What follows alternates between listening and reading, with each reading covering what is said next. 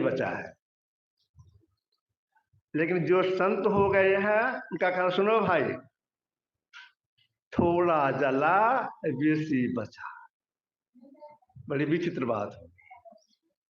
जो जलाने के लिए वे कहते सब जल गया कुछ नहीं बचा, स्वयं हम जलाए हैं। संत लोग कहते नहीं नहीं, थोड़ा जला है बेसी बचा है। किनकी बात मानेंगे? कहेंगे जो जलाने के लिए गए उनकी बात मानेंगे? कोई जब स्वयं जलाए हैं, खौरखोरी जलाए हैं, तो संत लोग झूठ बोलते हैं? नहीं, झूठ नहीं बोलते हैं, ये सच बोलते हैं। तो जो जलाने के लिए गए वो इस आंख से देखते हैं सब जल गया।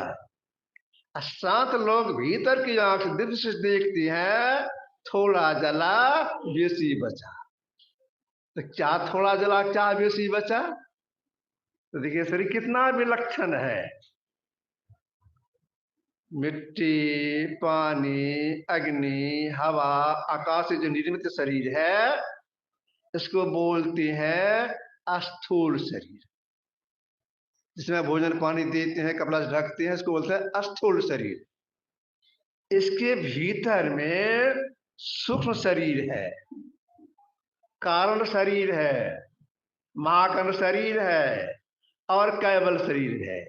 कुल मिला कितना शरीर हो गया? 5 शरीर हुआ, जिसमें 4 जड़ शरीर, स्थूल, सूक्ष्म, कारण, महाकारण, ये 4 जड़ के शरीर हो गए। एक चेतन शरीर हो गया, कुल 5 हो गए। तो 5 शरीर में एक शरीर जला, 4 तो बच ही गया। इसलिए मैं आपसे कहना, थोड़ा जला बेसी बचा। कितना विलक्षण शरीर है, शरीर के अंदर शरीर है। इतना ही नहीं, ऋषि वाक्य है, ब्रह्मांड लक्षणम सर्वदी मध्य व्यवस्थितम साकार निराकार निराकार नश्यति। इस शरीर में संपूर्ण ब्रह्मांड है, संपूर्ण ब्रह्मांड, जिसमें साकार का नाश होता है, निराकार का नाश नहीं होता है। ऐसा विलक्षण शरीर है। यह शरीर ऐसा विलक्षण परमात्मा ने दिया हम लोगों को। अगर कोई चाहे अपने भाग तक को पलट सकता है, अपने भाग तक को पलट सकता है प्रयास करने पर। आप लोगों ने सुना होगा पाणिनि का नाम।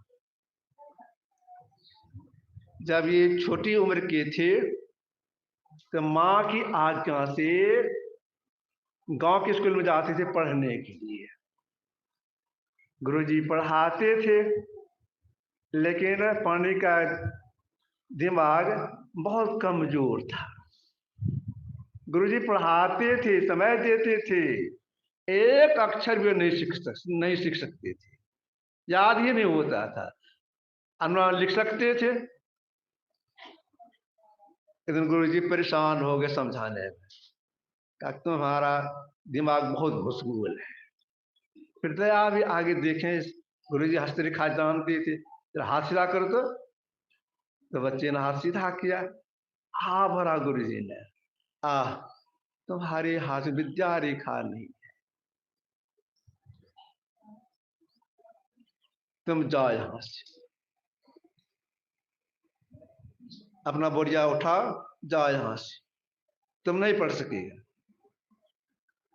गुरुजी की आज्ञा हुई, चले गए अपना घर, बगल ही में घर था। घर में जाकर रोने लग गए। रोते इसलिए थे कि बच्चे का संग छूट गया। उनकी माँ ने कहा, बेटा सब लोग सब बच्चा पढ़ता है, तुम घर में आके क्यों रोने लग गया?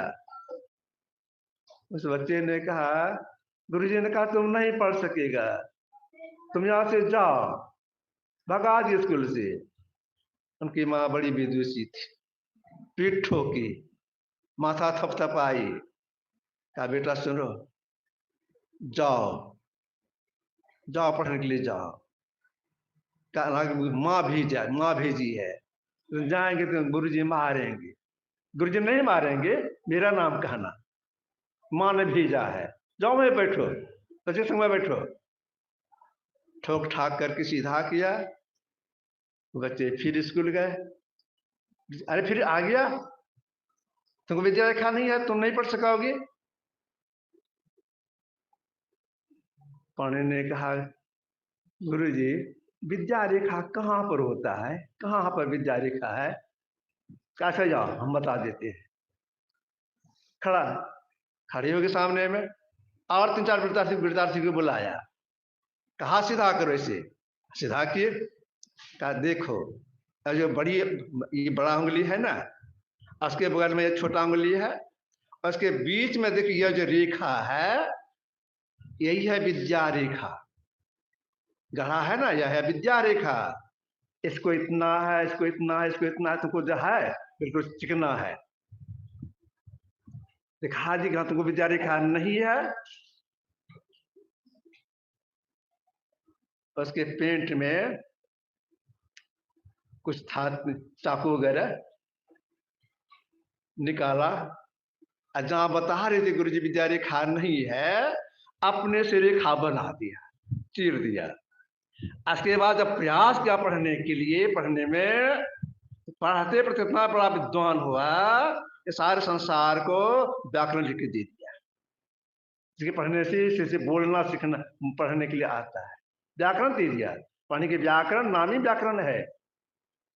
अब देखिए यह मनुष्य कितना उत्तम है, कितना इसमें ये जो हंस का रेखा है, मन के संकल्प बढ़ता घटता है, अपने भक्त को पलट सकता है। ऐसा मनुष्य हमको परमात्मा दिया है।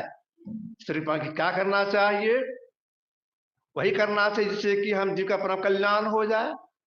अगर वह काम नहीं करती हैं, संसार प्रपंच में लगी रहती हैं, उनके लिए आज शंकराचार्य ने कुछ कठोर वाक्यों का प्रयोग कर दिया है। इतः को नस्ति मूढ़ात्मा अस्तु स्वार्थे प्रेमादति दुर्लभं मानसंग देहं प्राप्त त्राज पौरुषम। दुर्लभ मनुष्य शरीर उस प्रसुत को पा करके जो मोक्ष स्वार्थ साधन प्रमाद करता है, इस भक्ति नहीं करता है, वह सबसे मूढ़ है। मूढ़ कहा गया, मनुष्य मिला है, इस भक्ति नहीं करती हैं, प्रपंच में लगे रहती हैं, उनके लिए शंकराचार्य को मूढ़ है, बेवकूफ है। यही बात भक्त तुलसीदास जी महाराज लिखे हैं, नरतन सम नहीं कबनि देही जीव चराचर जांचत जेही नर सर्ग अपवर्ग निशेनी ज्ञान विराग भगत सुख देनी सो तनु धरि हरि भजहि न जी नर होय विषयरत मंद मंद तर कांच किरीच बदले ते लेही करते टाइप परसमनि देही। इतना उत्तर सुनी मिला है जिसमें स्वर्ग नरक मोक्ष में जाने की सीढ़ी है। ऐश्वर्य को पाकर ऐसा विषय मन लगाती, ईश्वर भक्ति नहीं करती है, उनके लिए क्या कहा, मंद मंद तर, वे मूर्ख हैं, बेवकूफ हैं। उदाहरण क्या दिया, कांच किरी से बदले तेले ही करते जाए परसमनि दे ही। अगर किन्हीं को पारसमणि मिल जाए, इसका गुण है लोहा सुटाने से सोना बन जाता है, और व्यक्ति पारसमणि को फेंक दे, वहां फेंक उसको निकाल भी नहीं सके। उसके बदले में अपने हाथ में कांच का टुकड़ा ले ली, जो मुट्ठी बंधने पर गड़ता है, खून भी निकलता है। कांच के बदले तेल ही मनुष्य ने मिला है, किस लिए, निरसत परमात्मा साक्षात्कार करने के लिए। कब कब करना चाहिए काम, तो महापुरुषों ने कहा ब्रह्ममुहूर्त में कीजिए यह काम। ब्रह्मे मुहूर्ते उत्थाय वाद समाधव है गद्योपसन करने आत्मन तम से परम।